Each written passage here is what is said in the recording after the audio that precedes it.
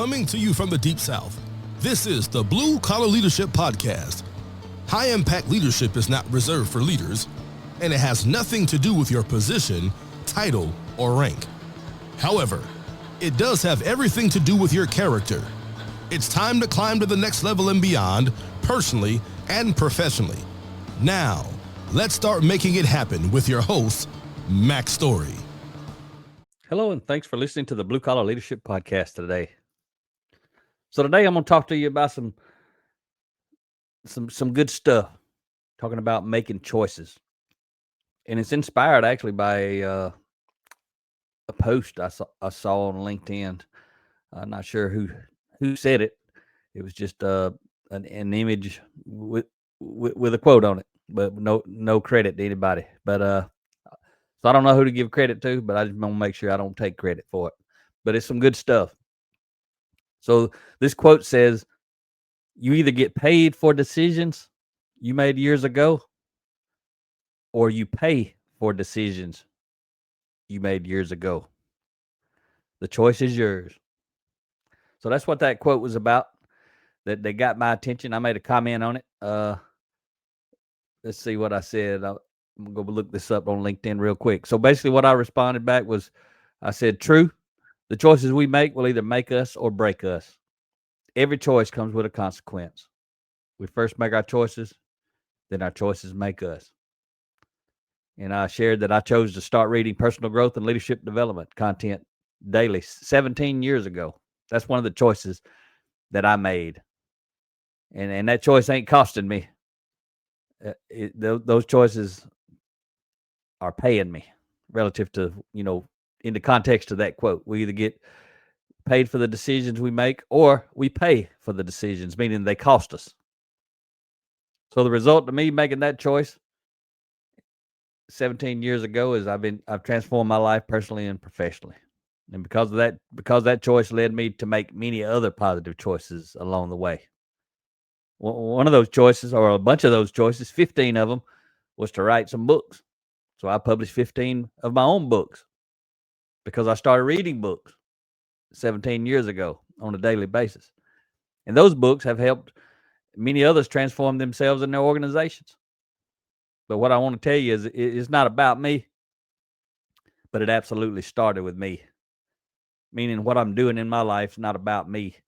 It's about helping other people achieve success, hoping that they're going to do the same for others. But it's not about me, but it started with me. And it continues with me working on me. So that's what I want you to be thinking about in the context of leadership. I always say it, if you can't lead yourself well, you don't deserve to lead others at all. But unfortunately, there's a scarcity when it comes to leaders who actually do lead themselves well. There's some out there, phenomenal leaders, but the majority of them, they don't lead themselves well at all. And then you ask why they're in a leadership role. Because there ain't enough of us who have developed ourselves personally so that we can lead others well who are willing to step into that role. Most people just want to complain about those folks instead of actually become the kind of leader they wish they had. So today he's talking about personal development, because personal growth is the foundation for leadership development. Let's talk about choices. And I'm gonna share some content with you today that comes from my book, Defining Influence. I shared some stuff with you last episode. Some of the stuff's going to come from the book. Some of it I'm adding in, some different stories like what I've shared already with you today. But I got some good content in there that supports that opening quote that I shared with you that I saw on LinkedIn. So if you're not on LinkedIn, I highly recommend you start you an account on LinkedIn. Follow me and I'll follow you back. And you can find I share a lot of content on LinkedIn that'll help you grow as well. But you need to be on LinkedIn to start networking. You never know when you're going to need that network. I tell you what, when you need it, that ain't the time to find out that you ain't got one on LinkedIn. You need to go out there, start commenting on people that's in your industry, especially people who are in your industry, in your area, who are using LinkedIn, who are sharing about the work that they're doing. Make some comments on it so they start to see you and wonder who you are. You might get some opportunities you ain't never thought you might have. At a minimum, you might learn something from them. They might learn something from you. So why do we do what we do? That's actually chapter 2, title it in chapter 2 from my book, Defining Influence. Why do we do what we do? And that book, if you've never read it, it's 19 chapters, about 250 pages. It's not my typical 30 chapters, 3 pages per chapter format. It was my first book I published back in 2014, and I hadn't come up with that format yet. So anyway, I'm probably never doing a series on it, but I'm gonna do some podcast episodes where I go talk about some of the content in it, like I'm doing today. I did last time. I may do it without a doubt moving forward. I may not follow the book in order. I may bounce around. I may leave it and not come back to it for several weeks or several months, depends on what else is going on. But today it just fits again with what I shared opening up. And the subtitle, Thought is the Foundation of Choice. And I always say, if you already knew what you need to know, you'd already be where you want to go. It's that simple. If you're striving for something else bigger in your life, there's something you don't know or something you haven't done. And you got to figure out what that is. But I want to talk to you today about thought, because that quote, that opening quote was powerful. You know, basically that person, whoever wrote that, was talking about decisions costing you or paying you. It's really not decisions in my words, it's choices. Because you can decide to do something and never do it. So making a decision don't mean you've done anything. You actually got to do it. You got to choose to do it. You got to make the choice to do it, not to think about doing it, not to plan about doing it, but to actually do it. That's why I talk more about choice than I do decisions. So Merriam-Webster's definition of thought, because see, thought is the foundation of your choices. What you think about will determine what you do at some point, or what you don't do. So Merriam-Webster, the online dictionary definition of thought: an idea, plan, opinion, picture, etc., formed in your mind, something you think of. Thought is also the act or process of thinking. Thought's also defined as the act of carefully thinking about something in detail. Thought is a reasoning power. And thought is the power to imagine. All those are definitions you get out of that Merriam-Webster online dictionary. Came up with that and got that, did the research on that before we had all this AI stuff going on, but all that stuff is kind of the foundational, where we get our foundational definitions from those old dictionaries, and I like them. I probably always use them to some degree. I don't want to get lost in the world of AI. AI is phenomenal for some things it's not. You get to decide for you, and I decide for me. Key is we always got to be searching for the truth. And that's getting harder and harder these days, as you're probably aware of. So your conscious thoughts are real, right? When you think of something, that's something real. But only in your mind is that thought real. No one else has a clue about that thought you just had. It's your private thought. One day that might change the way technology is going, but at the moment, your thoughts are yours. They're in your mind only. They are within you. But your thoughts lead to subconscious feelings or emotions. And once you act on your thoughts and your feelings, they become choices. See, so it starts with your thoughts, and then those thoughts create some emotions, good or bad, some feelings. And those thoughts or feelings, those emotions and feelings, which were based on your thoughts, eventually they become your choices. Choices allow your thoughts to become visible to others. There's still a lot of thoughts you have that no one knows about. But when you start making choices, other people start to know what you've been thinking about, good or bad. Some of those choices may lead you down the wrong path. But what you're doing when you're making a choice, remember, we're talking about leadership. Everything I'm talking about is always in the context of leadership, which is influence. Influencing other people who may or may not report to you. Doesn't matter. Leadership is leadership. You may not be a boss. Doesn't matter. Leadership's influence. Everybody's got it. But as soon as you start making choices, and you making them every day, what you're doing is you're revealing your character to the world. And then other people are going to size you up based on the choices you're making. And based on their character, they're going to decide whether or not they accept or reject your influence. There's some people you'll meet in life and you really want to influence them. Ain't never going to happen. They ain't interested in you because of who you are. You come across those people and you get frustrated because you don't have influence. That's what happens. When we don't have influence, we get frustrated. You got to look in the mirror and say, what is it about me? Who am I that's causing that person to reject me? And again, it doesn't matter if you're a boss or not. Could be, could not be. Doesn't matter if you're a parent or not. Could be, could not be. But this stuff applies everywhere in life. So in defining influence, in chapter 2, I talk about the choice formula in there. And basically, I share this. Thought plus emotion plus action equals choice. So thought, the way I'm defining it, is something we're consciously aware of in our mind. That's my simple definition. I'm a pretty simple guy, so I keep things simple.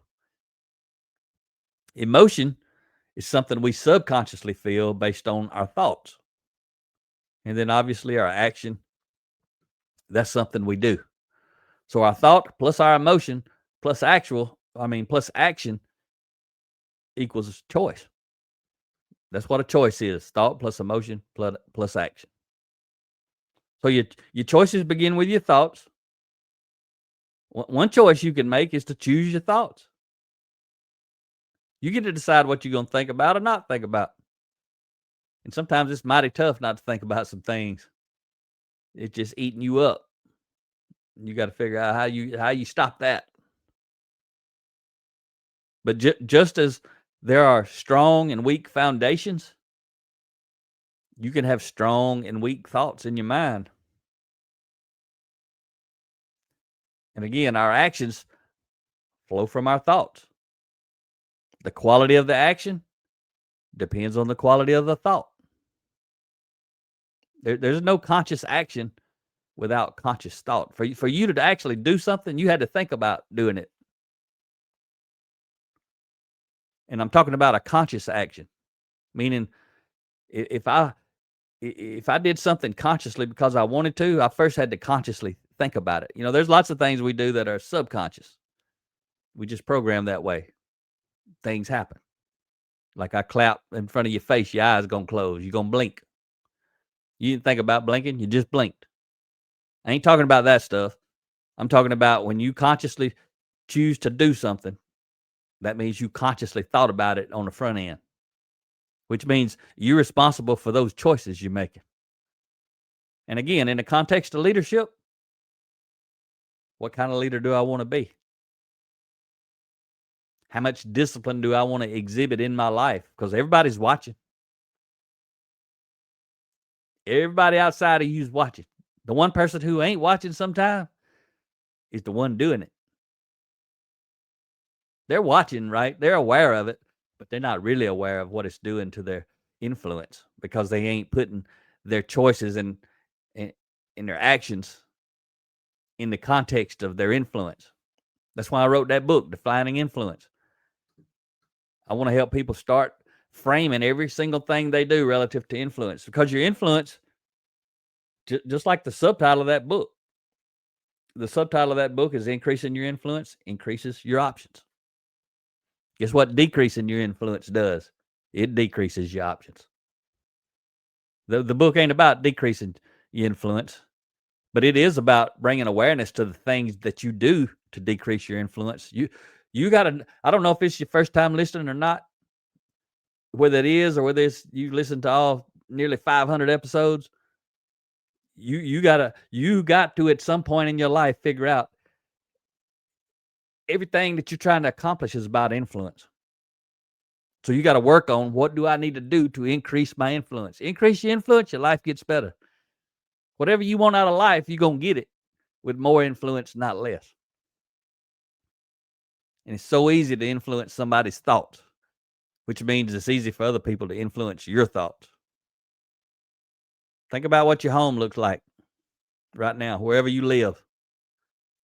Think about whatever your favorite car is, maybe the one you're driving or the one you wish you had. If you were listening, you just thought of those things. That's how easy it is to influence somebody. It's even easier using a question. If I say, the place you live right now, what's it look like? Your favorite car, or the car you drive right now, what's it look like? Not only can you choose your thoughts, but as I just described and illustrated, and you just experienced, it's extremely easy for others to influence your thoughts. And this is where our real problems start. Far too often we accept the influence of others instead of rejecting it and using our own reasoning to determine our thoughts. Everything that I do is trying to help people think at a higher level so they can live life at the next level. You with me? If you listening, you with me. I appreciate it. All I'm trying to do is help you have a better life. But guess who's got to do all the work? You. I just get to sit here and talk about things. You got to go do all the work. Just like in my life, I've listened to a lot of people on podcasts, audio books, watched them on YouTube. Primarily, though, read a lot of books, still reading books every day for the last 17 years. I've been doing that. And I'm allowing other people to influence me. And I get to choose who they are. I can keep turning pages. I can keep listening. I can keep watching, or I can stop. I can reject their influence. But the good thing about when you're growing and developing your mind, you get to choose. See, if you'll intentionally change your mind will automatically change your life. And if you intentionally change your life for the better, your mind's going to automatically change your life for the better. But you got to do the work. You always got to do the work. I got to do the work. That's why I read every day. That's one reason I do this podcast. Me sharing my thoughts and what I've learned over all these years that I've been living today, 56 years I've been living, been studying all this stuff I'm talking to you about for 17 years daily, sharing it with others. Got a high level of awareness when I'm watching and interacting with people, watching when they're doing this, when they're doing the opposite of this, meaning applying positive principles in their life, watching how other people react, watching the results they get. That's what you got to do. You got to figure out how to get better. You want to live a better life, you got to become a better leader. First of yourself, then of others. Remember, leadership's influence. So when I say you got to become a better leader, I mean, you got to learn how to influence yourself better. I mean, you got to learn how to influence others better. That's what better is when it comes to you. You 100% got to improve and develop your character, but you also got to have some degree of competency relative to whatever it is you want to do in life. So I want to share a quote with you from James Allen. And he wrote in the early 1900s, like 1903 or 4, I think. He wrote a book called As a Man Thinketh. Just a little book. It ain't about 50 pages, seems like, pretty small. But, man, that thing's full of gold. It's old. You can download it. If you got an iPhone like me, you can go in there to iBooks or whatever it is, where the books are at. You can actually download his complete works, everything he's ever written, for free. A lot of the old stuff you can go download for free. I got all of his stuff, and I hadn't read all of it, but I've read some of it more than just this book, As a Man Thinketh. But that's where this quote come from, so I'm just sharing that with you. Lots of free stuff. See, people start talking about how much it costs to develop themselves or their team. They're just making excuses. There's some good stuff. You can pay for it. I got some. I'll sell you some stuff. You ain't got to buy nobody's stuff. It's free. There's free stuff all over the place. This podcast's free. All you got to do is play it and talk about it to somebody if you want to help develop others. If you just want to use it to develop yourself, you just got to play it, think about it, act upon it, and your life starts getting better. But this quote from James Allen, man, it's so good. He says, our mind may be likened to a garden, which may be intelligently cultivated or allowed to run wild. But whether cultivated or neglected, it must and will bring forth. If no useful seeds are put into it, then an abundance of useless weed seeds will fall therein and will continue to produce their kind. That ends the quote that I'm sharing with you from James Allen. Again, that was over 100 years ago he wrote that. It was true then, it's true now, it was true 100 years before he wrote it. It's been true since man and woman has been on the earth. No matter somebody's intelligence level, we understand better and faster when things are made simple. That's what I like to do. I like to keep things simple. I grew up in a small town, a simple town called Tallassee, Alabama. Not Tallahassee like Florida, but Tallassee, Alabama, without the H. It's kind of between Auburn, Alabama, and Montgomery, Alabama. It's about 10 miles north of I-85, in between those two cities. And if you've never been there, this city is missing out because they could grow, they could bring in some tourism and everything. There's a big bridge. We call it the bridge in Tallassee, and when it was built in the 1940s, it was I think the tallest curved span bridge of its type in the country. There's a plaque there, a historical plaque that says something like that, and it dropped in elevation. I forget how many feet from one side to the other, but it's a big curved bridge. It goes over a river. It's about 150 feet down. Real pretty rocks down there, and there's a dam and a power plant on one side of that bridge, and there's a lake behind it. So when it floods, those gates go down, and man, it's just pretty there. But if I lived in that community still, I'd be wanting to down there on the I-85 about 10 miles south. I'd have me some billboards with a picture of that bridge and tell everybody they need to take 10 minutes and ride up there and see that place because it's just really awesome. But the little town it's kind of been dead ever since I lived there. It's been the same. Population is less than 6,000. Still is. But I learned some valuable lessons there, and one was to keep it simple because there's a lot of simple people live in Tallassee where I grew up. It's where I went to school from first grade. I graduated high school there. I always tell people, some people ask me, where are you from? I say I'm from Tallassee, Alabama. I say it's so small. People who live there don't even know where it is. It ain't that small, but it's pretty small. A lot of people have never been there. But that big bridge, on a side note, if they would make it like a tourist attraction, they could put a like a glass floor on the bottom of that bridge because it's got the big steel spans underneath it, got a concrete top and huge, 150 foot tall concrete columns hold up that bridge. But underneath it, I'm sure they could figure out a way to put one of those glass platforms you see on social media and stuff where people go out and walk on the glass and look down and, look through it.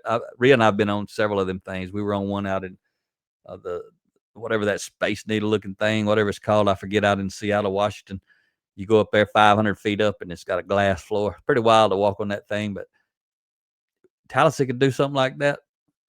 They could increase their influence. They could increase their revenue. They could the downtown area, the old historic downtown is right there on the river, right beside that bridge. Used to be a restaurant there called Hotel Tallassee. Back in the old days, it was super popular. But they're sitting on a gold mine, but they ain't nobody mining the gold. Lack of leadership, lack of desire, whatever it is, I don't know, but that's just the way it is. Anyway, I want to get back to James Allen's quote, talking about our mind is like a garden. So I want to simplify what he's saying. I want to put it in my simple terms where anybody can understand it. So he says our mind can be prepared to produce great thoughts and choices, just as a freshly plowed field is made ready to produce a great crop. It can also be left undeveloped to produce whatever thoughts it may without any intentional intervention. But make no mistake, our mind will produce thoughts. That's what he's saying. And he's also saying thoughts and choices will flow from our mind, whether good or bad, beneficial or harmful. Thought or not, thought is there. Thoughts sprout from our mind as plants sprout from the earth. abundantly. So think about it. When we garden, we are responsible for planting seeds capable of producing a great harvest.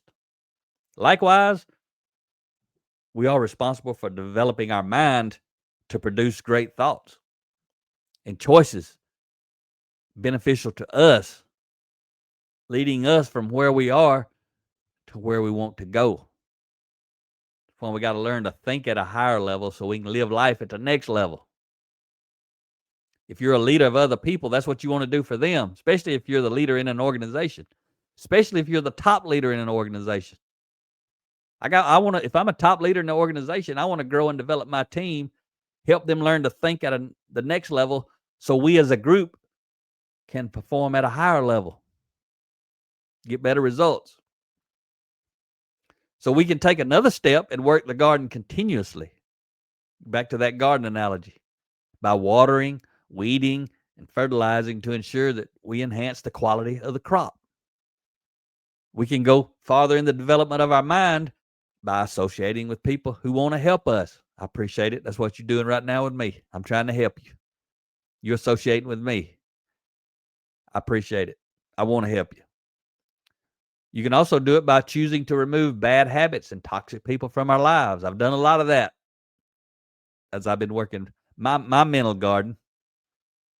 And you can also do it by intentionally studying how positive people think, by reading positive books and making positive choices. Again, that's what I've been doing for 17 years. I ain't just telling you what to do. I'm telling you what anybody can do. Also, what I have done and am still doing and will always continue to do. I'm trying to model it for everybody that I talk to.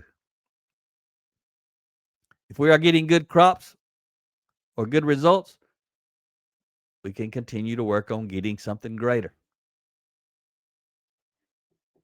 Another quote from James Allen as we dig into this. And again, this is chapter 2 out of Defining Influence, my book, Defining Influence. You want to take a deep dive into this stuff, really start learning to think at another level, read a lot about my stories, especially the ones where I got it wrong, especially as a parent, as a young worker. When I got into the manufacturing industry, working as a frontline entry-level factory worker, and nobody was teaching me this stuff. I ain't never heard of this stuff till 20 years into my career. So I got a lot of stories in this book where I talk about getting it wrong, where I got it wrong. Now that I can reflect on it, I can see where my bosses got it wrong, plant managers got it wrong, my coworkers got it wrong, but no one was helping us.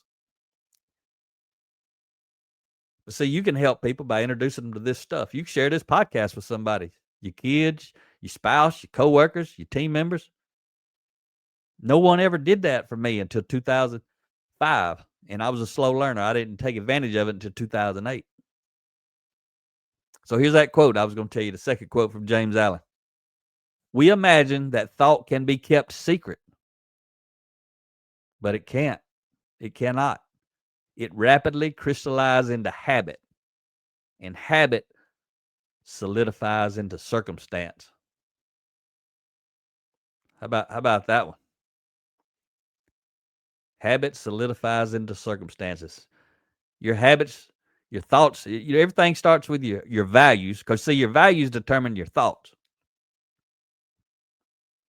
And if you think you need some personal transformation, go check out my book, 10 Foundational Elements of Intentional Transformation, How to Become Your Best Self. And I help you think through the mental transformation. How do you do it? See, discipline, that's what it's going to take you right there, discipline. Discipline or personal influence, leadership, whatever you want to call it, it's all the same. It's crucial in the decision-making process.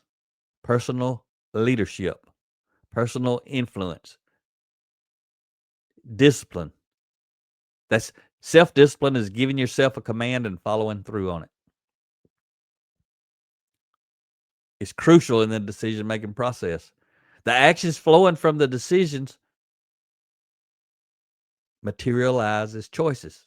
The actions flowing from your decisions materialize as choices. These choices will have positive or negative consequences. They will 100% absolutely determine your circumstances. That's the reality. That's looking in the mirror and taking responsibility. I am responsible for my circumstances. The choices I made yesterday and the day before that and the week before that and the month before that and the year before that have led me to this very spot. The choices I make today, tomorrow, next week, next month, next year, they're going to lead me to where I'm going to be in the future. They're going to determine my future circumstances. So if you don't like where you're at now, you don't like your circumstances, it's time to start making some different decisions. But remember, the decision ain't what's going to get you there. It's the choice after you've made a decision. I decided to start reading every day in 2008. But until I actually read every day, I wasn't reading every day. I just had decided to do it. But I can tell you today, 17 years later, I chose to do that, meaning read every day, literally. As I record this, I was on the treadmill not too long ago this morning, and I read 10 or 15 minutes. I'll read some more, and I had already read some. But that was really my intentional reading. I opened up a book on my phone, an electronic book, and read some. This afternoon, I'm actually recording this on September the 8th, and it'll come out in a week or so. You'll be hearing it a week or two later. But this afternoon, I'm recording this now. It's about 12:45, 5 o'clock this afternoon. I got to leave. Rhea and I are leaving to go get on a plane to Chicago. We'll be speaking twice up at the FabTech conference. It's a massive, massive metal fabrication conference. This will be our 4th year speaking there. We've spoken in Chicago for them before, in Atlanta, and in Orlando, Florida last year. But going to have a couple hours on the plane. I'm going to open up that electronic book that I was reading when I was on the treadmill this morning. I'm going to read some more. And the book I'm actually reading now is Crush Your Career by Deanne Turner. She was the former VP, executive VP for talent at Chick-fil-A. Rhea and I met her and know her, and this is a book she had written. She's written a couple books, and this one it's a great book for somebody who wants to do exactly what the title says, crush your career. But you got to have a ton of character development foundationally to be able to do all the stuff she's talking about in that book. That's the kind of stuff I try to teach people, is all the fundamental character type stuff that you got to work on, that whether you read any other books in your life ain't going to matter. You learn to do the basic principles. I teach about principles. A lot of people write and talk and speak about practices, and that's great. You need exposure to all those practices. But what's going to make those practices effective in your life is understanding and applying the principles that allow those practices to work for someone else. That's what I focus on, principles. So I hope you had a great time listening today. I hope if you're a new listener, go back at episode 1. You probably got a couple years worth of listening there, maybe more than that. Depends on how often you listen. But it's already there waiting on you. Keep climbing. Talk to you next time. Make it happen, or someone else will. It might as well be you. Are you serious about taking your career and your life to the next level and beyond? Check out Mack Story's Blue Collar Leadership Series books and others, now available on audio, along with paperback and ebooks at Amazon and Audible. Please visit bluecollarleadership.com to learn about Mack's books, programs, special offers, and more. Thank you for listening to the Blue Collar Leadership Podcast.